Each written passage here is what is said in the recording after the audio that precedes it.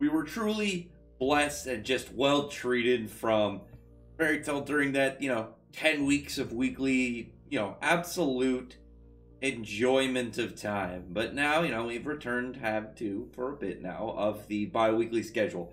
And this chapter, legitimately, I think it felt like one of the longest ones in a long time. Like, legitimately, it's been one of just absolute anxiousness for me because I really wanted to find out more about, 5th generation dragon slaying. They're still a mystery to us. We don't know the full scope of them. We know, okay, obviously they're not weak to motion sickness. They all have very strange attributes. But we don't know the full, creation, how you become a 5th generation over any of the other types. Now, so we got to this chapter, and it's where we left off. Skullion was mentioning how 5th generation Dragon Force is, forbidden. It's something that they're not supposed to do. The full extent doesn't seem to be stated, but we are given a presentation. Now, I figured it was going to be something that was kind of very off-putting, something that was almost monstrous, I would say, more grotesque than the way that we've seen Dragon Slayers enter Dragon Force, and we did get that. We don't know if this is the going to be all of them, kind of in this weird hybrid monster form, or if they're all different, because maybe this might just be what a sticky dragon's thing is, having these big weird markings on its body, and his eyes change to be this kind of no pupil, vicious look. He's got the bigger tongue. I did laugh. People were making jokes about how he went from Spider-Man to Venom, which, yeah, I can see it, especially with the tongue. I really thought that was good. I thought people were really good on that one. You can even see it more with the way that the markings on his suit kind of, you can kind of look at it and be like, oh, maybe it's webbing and stuff. But yeah, that was a fun meme. I very much appreciated the people that were starting that up. But from this, we saw his first expanse of this whole bout, and Skullion just is yeah, we're probably not going to be much on this one because it's not a surprise that Manuel's oh, it's forbidden, we're not supposed to. I'm guessing it is their last resort, because it'd be weird for them to have this power and not use it at all. There has to be something if you're near death or whatever, you're given some special approval. But as it is, we've seen it definitely looks like it's got some form of side effects, and I think it's physical. I think it's gonna be a little more physical, because at first, I was well, maybe it's mental. Maybe you kind of lose yourself while using it. Maybe it's more of a it's got an avalanche effect. You'll just keep transforming and you won't be able to control it. It's either turn it off or, become a dragon. It's maybe no going back after that point. There's obviously going to be stuff, I think, in the next couple chapters dropped about this. We got a display. We didn't get, any further, line of, yeah, this is why it's forbidden, why we're not supposed to use it, what makes it specific and special, the 5th generation. But we did get Skullion just yeah, we're not going to report this to the Master. We're absolutely not going to, put any more disgraces on all this. So we're just going to say that that Neeple went off and died during all this. We lost the guy. We already lost Wraith. We, losing him probably wouldn't be a huge thing. But he's oh, well, regardless of which, him going to Dragon Force, somebody with Fairy Tail is going to, be taken down with him. So I'm expecting some form of maybe anytime these 5th generations are in Dragon Force, maybe they slowly just become stronger and maybe lose themselves, maybe kind of go further into your instincts, as we know from Acnologi, when he got split between his body and his soul, he was relying more on instincts. He kind of lost a big asset of him, and maybe that's going to be the thing for the Dragon Eaters. Maybe the longer they're in Dragon Force, the more they kind of lose themselves and go off instinct instead of normal logic. It's an interesting concept. I mean, we're going to have to wait obviously two whole weeks until we get any more, but this display was already really good. So if you haven't read the chapter yet, you haven't read it anywhere, you haven't looked at the leaks, some of the people are ridiculous. Like, I saw some people complaining about the end because it I mean, you already made it this far. You probably have already read the chapter or at least seen it. And really, at this point, you're going to be getting to it anyway, even if, you know, this review is the first you're dipping into it. But Wendy dropping an enchantment for Irene. So, one, I saw some people calling it an asshole. One, absolutely ridiculous of a thing. Because here's why. The thing is, we don't have a full explanation yet, so you can't say it's an asshole. This is going to be similar to, you know, Ignia, back when Ignia was first introduced and people were bitching about that, and then it's like, yeah, one chapter later we get a proper explanation of, you know, where he's from, why he's like this, and, you know, really just giving us the business of his character. And it's like, oh, well, now we know that, you know, he's like this for these reasons. Ignia didn't know about him for these reasons. Makes sense. You know, where I can kind of guess this is that, you know, because Wendy and Irene swapped bodies, and, you know, her power was inside her at one point. Well, not her actual power, but traces of her. And she's talking about, you know, the, what'd she say? Traces of the thought of her kind of like thing. You know, she was kind of grasping the knowledge of her, the residual thought enchantment. So she's using more of the knowledge of Irene, and kind of like the fact that they were swapped bodies, and, you know, Wendy's body had, you know, experience of using magic that she already had, you know, set up in her, because Irene commented on the fact that, you know, even she, I keep saying, you know, and I apologize, she commented on the fact that even though she switched bodies with Wendy, that she didn't lose nearly as much powers that she thought she was going to have. She was actually stronger than what she figured was going to be, like, where she's at when she was in Wendy's body. And we saw when she was in Wendy's body, she was doing, like, she just had straight flight. It was straight wind manipulation, fly in the air. She's, like, waving her hands around and lifting up, like, terrain and whatnot, pushing Urza around. And we've always known that Wendy has a lot of, you know, a lot of potential. Ever since the beginning, Wendy, like, you know, well, maybe not like, probably not like the Wrathion Seiss arc, because all she really did in that one, she did some healing, some support stuff. She dropped a roar. But I think it was in, it was really in Edelus, like, we really just got to see something like Wendy. I mean, like, her first real fight was side-by-side Natsu and Gajeel fighting Faust and the Dorna on him. So, you know, big stuff you could really kind of compare for her first ever real battle at that time. Anyway, so in this chapter, like, again, when I saw people complaining about being like, oh, some bullshit power, I don't agree. And the reason that is because not only, you know, we haven't got a full explanation on why. So, like, again, I'm willing to bet the next chapter where Wendy's going to be like, oh, yeah, because these things. And it's like, oh, yeah. I mean, you already had Natsu get, like, a power from Igneel. Well, Igneel's in his body. So there being some form of, you know, of way to use that for Irene is really interesting. I like the idea of it. As long as they give it a, you know, explanation, it's not just kind of guessing from a fan's perspective, then I'll be okay with it. And especially because I really like the idea of Wendy having this ability. Every character in this arc has been, you know, all the main cast has been showing new stuff that they've achieved in the last year. You know, you had a year between, you know, the Albrecht of War and this one. So characters are, you know, they trained, they worked hard to get these new skills.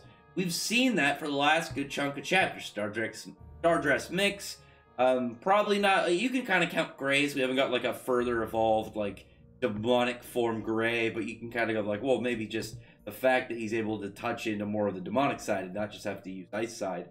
As like kind of his growth, you know, Urza with her fancy new enchanted swords. It's, you can look at all these and like, yeah, the characters are showing off their capabilities. And, oh, well, what do they use against Smurphobia? Why did they bust all these out? I mean, for one, they didn't get that far. I mean, they really, like, were starting out with a lot of their opening attacks and, you know, just kind of their hey, let's get stuff warmed up and going kind of moves. And then Ignis showed up. And nobody in that group is like, I'm just going to go all in 100% to zero all at once and just let it go. The only person that used to be like that is Natsu, and we already know from the Albrecht War that he doesn't really do that anymore. He tries to conserve his magic to a degree. I mean, Natsu's not some genius now, but he's not, he's got this grasp on him. Because otherwise it'd be like, whoa, when he was in his fight with Gajeel, why didn't he just go Fire Dragon King mode, punch, or just Dragon Force and one-shot him? He tried to match him up with him, and I think the thing you kind of compare that to is like when you look at like Natsu's modes. Each one of them is going to give us much higher boost between like Lightning Flame Dragon, you know, you got your Fire Dragon King mode, and then Dragon Force. They're all going to have much different increases in strength, but Lightning Flame Dragon is going to cost way less to, you know, keep active than obviously Dragon Force. And Dragon Force, the only time we see Natsu really kind of just drop that at will. He went all in, everything that he had left at that point, you know, to try and take down Zera. Anyway, so the idea one that it's like some out of nowhere power up. I think it's smarter for them, you know, for Mishima, and I assume Ueda's in, you know, got somewhat of input on this. I think it's smarter to use older stuff than just constantly just be like, oh yeah, a new power. Because I mean, look at like Laxus and the Red Lightning. You could have just had Laxus have a further like, oh, I'm gonna bring Dragon Force back. I haven't used Dragon Force for second generation Dragon. Well, Lacrima based in general Dragon Force isn't bad, but like, oh, well, I'm just gonna, you know, do that instead. I liked his Red Lightning Dragon mode. I thought it gave more identity to like him and, you know, the whole aspect of, you know, of his powers and whatnot. And, you know, made him into a Berserker Dragon Slayer. Extra Berserk in there. And then you look at like Wendy, and she was going more for her enchantment. She's going more for the utility and, you know, support. You know, seemingly I assume with like this, it'll be more like a general enchantment buff. Like maybe she'll be able to straight like drop stuff into the land, or maybe she'll be like do Senma and drop on a Nebel. But it's the, you know, she's expanding outside of it just being like she has a higher level of Dragon Force. Though I'll forever like the idea of Wendy getting a hybrid form like Natsu and Gajul. I don't know if it'll happen, but I'm alright with this because Wendy, you know, adding the enchantments on her magic is going to be really good. You know, especially if she could do like some crazy straight buffs with it, you know, maybe like debuff other people's abilities. Like, you know, somebody's, oh, I'm gonna use this attack, and then like if Nebel uses one of his things, and then you just have Wendy have some form of decreasement, and it's like, oh, yeah, just stopped in its tracks. It becomes so slow, it pretty much looks non-moving, or something kind of like that, you know, in the next chapter. But here's the thing, again, like on top of that, anybody who calls Wendy and Mary Sue, and you can, I saw the comments this morning, I'm just like, I don't know how she could be a Mary Sue in any capacity, because Wendy struggles all the time. I don't think she's ever really had a fight where she hasn't struggled. I mean, the closest that you would say to like an easy fight for was what, Cosmos, when she, you know, she fought her for a while before, you know, I keep saying, you know, but she fought her for a while before she ended up using her enchantments to cure her status effect and make it so she couldn't end up putting her to sleep. And then, you know, they went ahead and defeated all the Hungry Knights, or Hungry Wolf Knights. But on top of that, like this chapter, like Wendy just got beat the hell up on by Nebel as he's just thrashing her. I'm curious about that panel where he's like coming at her and, well, that sounds off, very out of context, easy. But when he's got his hand out and it's got like bubbling nature to it, there's some steam. I'm wondering if he's gonna, if it's like, because he's a sticky dragon slayer, if it's like some more chemicals or whatnot, you know, there's some added thing, and how that'll really work. It's kind of hard when he doesn't give out names for his attacks. I mean, come on, dude, you gotta realize you're in a Shonen battle series. You gotta add the names to the attacks. I mean, he gives the what is it, the Blue Dragon Roar, Sticky Dragon Roar. That's something. Come on, I need some more. I need some explanation why it specifically he's got like weird bubbly hands. I'm sure he could do it, but will he? I don't know. But he just like beats up on Wendy. Wendy's like, you know, gets knocked out of her Dragon Force. He's like covering her mouth up so she can't breathe, torturing her a bit. And then she's like just talking about how afraid she is and she was scared, and it wasn't the fact that she's like crying really out of fear and then fear of or crying out of weakness. Well, she was afraid earlier. It wasn't that she was crying out of fear. It was more that she was ashamed because she thought she had become so much more powerful than she actually is. And she's like, you know, I've only gotten this far because I had other people beside me. And here I am now finally by myself, and I'm not able to, you know, stand up to that. That makes me sad, because Wendy has come a long way. She absolutely has taken the most strides out of like from nothing to where she's at like to, you know, big leagues. And because you look at like Lucy as well, but Wendy like couldn't even like did she even have a single offensive spell at the start? You can give her Roar, but you don't know if she had that even before she joined. That's like the most basic spell you can use for a Dragon Slayer. and you breathe in heavy, and then you breathe out an element that you control. So that could have been Wendy's first ever real roar. At that point, like, and then you like literally look at her like an arc later when she's fighting the Dorna on him. Look at her at one arc after that, fighting Hades. Like, she's come a long way. She's done a lot to get where she's at, and she's sad that she's not living up to what she hoped that she was at. It's a little crushing. I love Wendy. Wendy's one of my favorite characters in the series. She's a really fun character. She's well developed. Like, even outside of like fights and stuff, the big plot, she has very fun interactions. I still really like the ones with Loki at the start of the Tartaros, when Loki told her how she knew the girl they were looking for, and then after they meet her, like, remembering that all Steven faced. It's funny. But here we have Wendy, who now she uses this Irene buff, and I'm wondering if it's gonna have to do like with the fact that, okay, you know, it was just like that they swapped bodies. There was some residual kind of thing, and they're kind of like when Igneel left Natsu's body. You know, he had the Igneel tattoo. He's got a pretty significant boost, and he was a lot stronger with that than he was at the time. Maybe we can get something like that for Wendy. But here's another thing. Maybe Wendy's isn't like a power-up, because, you know, here she is, like, before that, using her, was it Deus Corona to increase, like, all of her stats. But keep this in mind. Imagine for Wendy that it isn't a boost to any of her, like, levels. Like, she's not got, like, a higher level of damage or whatnot. She's not able to get up to Irene level stats. Maybe it's that she has, because she says, like, a thought enchantment.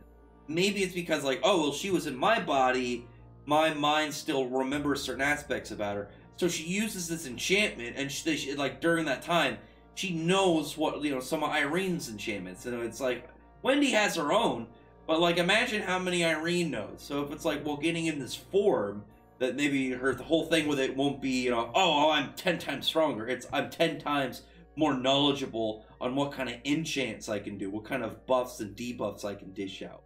Because Wendy hasn't scratched the full surface of enchanting, because it's not just like, oh, I buff you, oh, I cure status effect. Oh, you know, it's more of the fact that she's applying her magic to other people, and not just other people, but other things.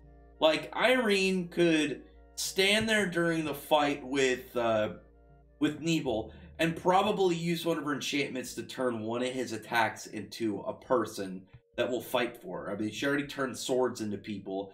I'm sure she can turn, like, a big mass of sticky, like, glue, spiderweb-like substance into something. And that would be a really, really fun way to kind of, like, advance for her character, is instead, it's like, oh, well, yeah, she just knows a lot more of these enchantments, and then it would open up to, like, her being able to, you know, maybe fix some of these situations like this one. Maybe you don't have to be like, oh, I have plot convenient, like, oh, this is the buff I had. It's, oh, no. Like, basic stuff. Lots of basic stuff. Oh, yeah, I enchanted this thing to kind of be, like, alive. Like, legitimately, what if Wendy, like, had, while fighting, grabbed a knife and then enchanted it so it would help her fight, and, you know, gave it, like, a, essentially, like, probably look like some Disney character. Like, remember all the, actually, I was going to use the creatures from Sorcerer's Apprentice, but I think that all the different utensils from, like, Beauty and the Beast would fit better, but just a knife with little cartoon eyes that helps Wendy by fighting, or by cutting all these. Would be neat, but we're going to have to wait a bit to find out the full extent of it. I mean, I'm fine with, like, a power-up in general, but, you know, I'm hoping there's more to it, because we do know that Wendy's very strong. Like, Irene straight complimented and commented on her level of power and her latent abilities. So Wendy's got to have a lot up her sleeve she just hasn't fully utilized yet. Kind of like Kana. Like, you know, you get Kana, daughter of Gildarts, and she hasn't really been utilized, both by, as, like, a writing standpoint, but also her even existing in her, you know, in the fairy tale world. So, next chapter going to be pretty sick. We're going to be seeing, hopefully, what I want is to be like, you know, it's maybe not Sage, but like a fully set high enchantress. Maybe not master enchant yet, but definitely, you know, as a high enchantress, like fully just kind of honed for Wendy to unleash. That'll be really fun. Again, I really like her character. I'm excited to see where she goes.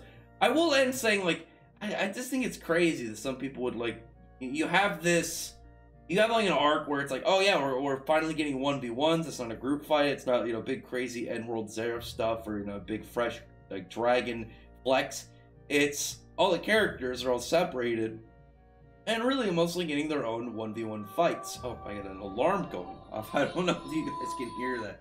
But it's a Yu-Gi-Oh theme. Anyway, the fact that all these other people busted out all these new forms and abilities, why wouldn't you expect Wendy to have it? That's just a weird thing to me.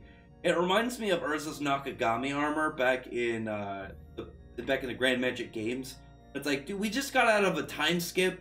All the characters got stronger and they all got these new skills and abilities. Are you really surprised that Urza had one? And especially somebody who's got like, oh, I have an armor that's like a 50% resistance, all these different elements. You really think that at some point in her brain she wouldn't say, oh, I should probably just get like a anti-mage armor set? But we're going to be waiting a bit for Wendy. I'm hoping next chapter we get either at least one of the explanations, either something about 5th generation Dragon Force that makes it, harder in whatever way and more dangerous in whatever way, or how Wendy has this. And like I said, maybe it's not even a straight power-up. Maybe it's like, oh, I'm enchanting my brain in a way so I can unlock some of Irene's like memories of enchantments left within my mind. Because you can swap souls, but obviously the brain's still going to be there. All the organs are still going to be there. And, the brain can lock data in place, store up information. Maybe anything that Irene thought of on her body is somewhere within Wendy's memories. But anyway, other than that, comment below. Tell me your thoughts about this chapter. Again, I really liked it. I was really happy that Wall's not in this. That Nebel's Dragon Force was very weird looking. The fact that it felt kind of monstrous. I really like to say it just was odd, similar to like what I really expected with the Dragon Force in general, but also just the way that how the Dragon Eaters are all weirdly attributed. I assumed that their power-up was going to be really, really weird too. But anyway, like I said, comment below. Thumbs up the video, befriend the like button, and the subscribe button, and check out my other videos. But that, I appreciate it. Subscribed, and thank you all for listening. Bye.